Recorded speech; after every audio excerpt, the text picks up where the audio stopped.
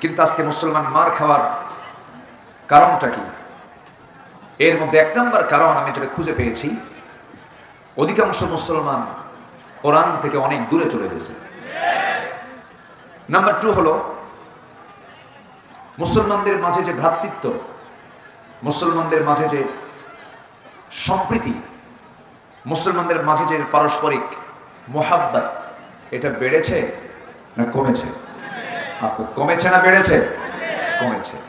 আজকে যদি ঐক্য যদি থাকতো, ভ্রাতৃত্ব যদি থাকতো, বেশি না 5টা মুসলিম রাষ্ট্র যদি এক হতো, ইউরোপ আমেরিকা নাকানি চুমানি খেয়ে খেত। কিন্তু আজকে মুসলমান একটা প্ল্যাটফর্মে এখনো আসতে পারেনি।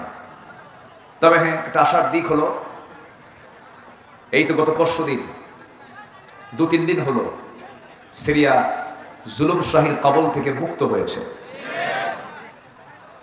হাফিজ আল আসাদ এবং তার ছেলে বাশার আল আসাদ তাদের রাষ্ট্রযন্ত্র দিয়ে অসংখ্য মানুষকে তারা হত্যা করেছে, ক্ষমতাকে পাকাপোক্ত করতে চেয়েছিল।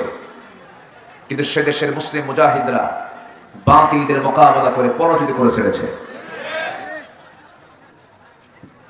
আমাদের দেশও দীর্ঘ 16 বছর জুলুম শাহীর কবলে আক্রান্ত ছিল।